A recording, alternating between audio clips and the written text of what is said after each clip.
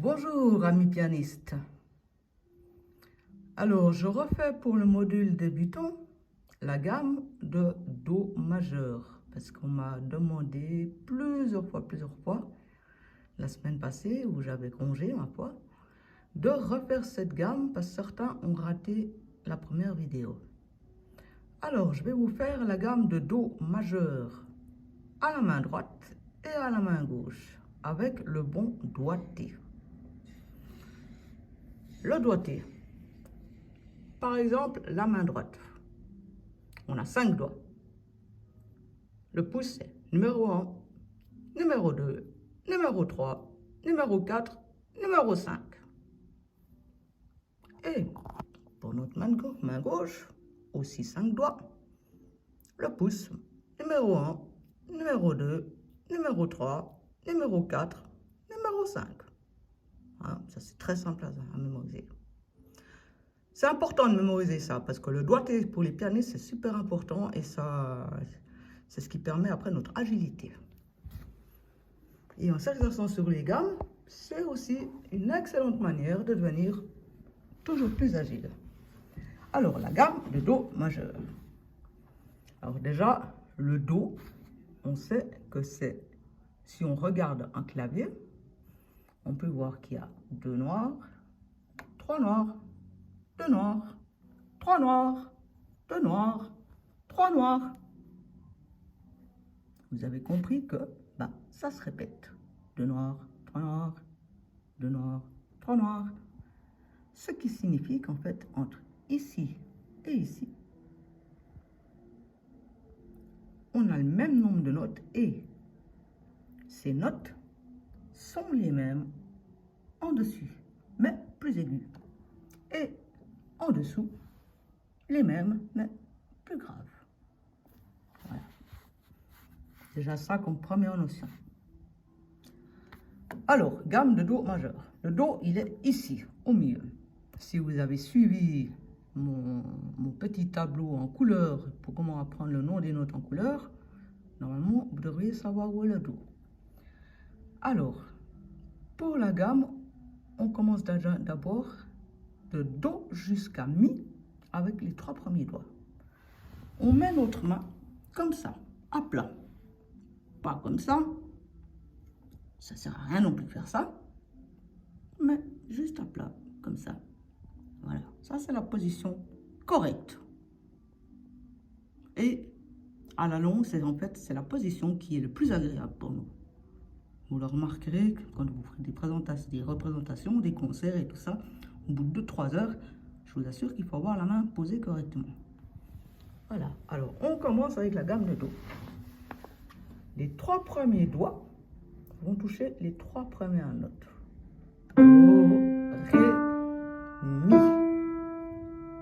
Et observez qu'est-ce qu'a fait mon pouce. Je recommence. Do, Ré, Mi. Mon pouce est allé se mettre dessous, comme ça. Pourquoi? Parce que justement, on va passer en dessous pour aller jusqu'au Fa, pour finir la gamme. Et voilà, et on est de nouveau droit sur le clavier.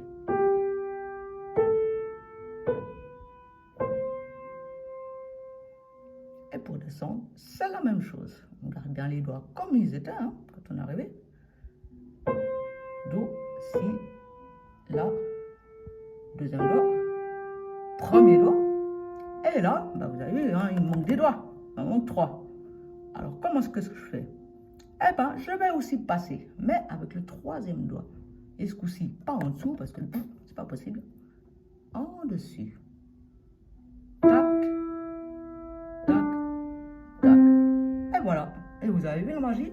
Ma main, elle est revenue en position initiale. Je vous le fais encore une fois. Je le pousse dessous. Qui touche le Fa. Ma main est revenue droite. Et automatiquement, elle est sur les doigts, sur les bonnes cases, les bonnes touches, excusez-moi. Et je finis. Je ne bouge pas ma main, je redescends. Voilà, j'arrive dans mon pouce, j'ai plus de doigts. Donc, je vais passer, mais ce coup-ci par-dessus, avec le troisième doigt, doigt de mi. Mi, ré, do. Vous voyez, ma main, elle bouge presque pas.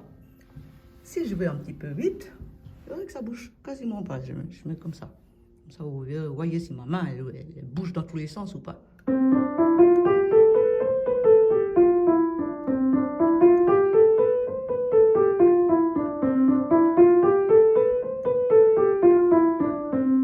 Et voilà. Vous avez vu, ça bouge pas.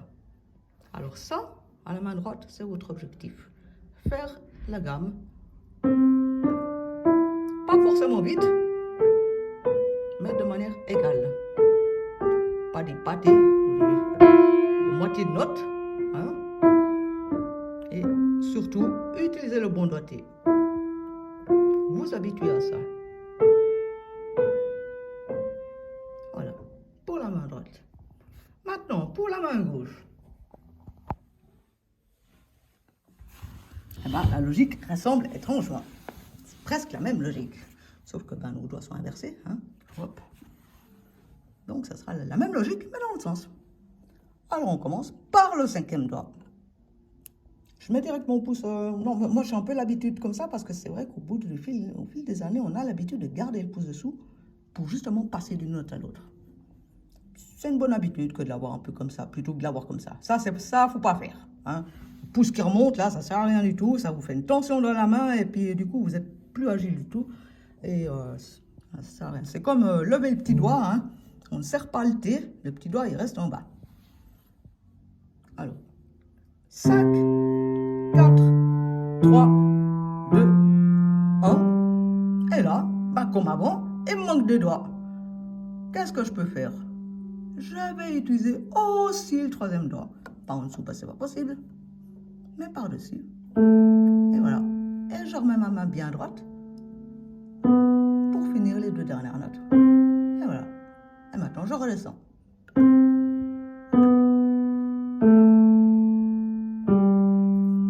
Attendez. Oh, excusez-moi, je me suis fait une bêtise. Je redescends avec les 3 premiers doigts d'abord. Maintenant, on passe de nouveau avec le pouce en dessous, comme pour la main droite, pouce en dessous. La main de nouveau à plat. Et on finit simplement en passant les touches qui sont logiquement sur nos doigts. On remonte, on est de nouveau au pouce, au sol. Note de passage avec le troisième doigt sur la La. On remet bien notre main à plat. On arrive au dos. On redescend. Là, on fait la note de passage avec le pouce qui va bien en dessous pour chercher le sol. On remet notre main bien à plat. Et voilà.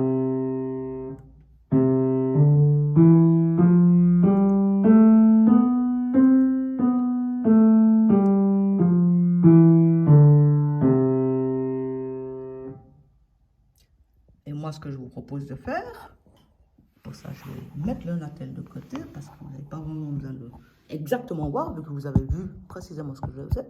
C'est à la fin, vous devrez arriver à le faire les 2 mains ensemble. Comme ça.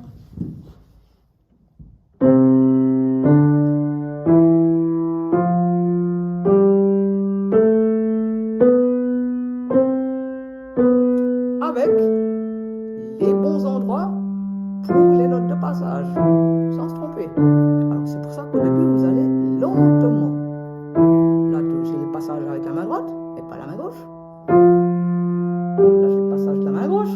La main droite, elle ne bouge pas. Hop. Passage de la main gauche. Passage de la main droite. Vous le faites d'abord tranquillement comme ça, pas plus vite, jusqu'à que vraiment ça soit mémorisé dans vos doigts. Et quand ça commence à être mémorisé dans vos doigts, vous accélérez.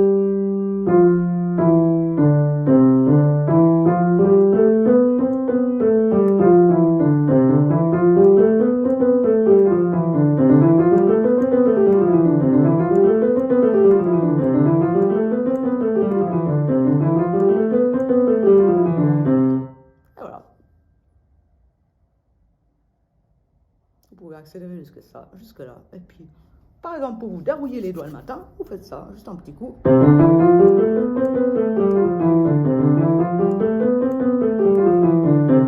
Ça réveille les doigts. Et la tête. Voilà la vidéo pour la gamme de Do majeur qui m'a été demandée. Alors, je vous souhaite un bon travail à tous. Avec plaisir.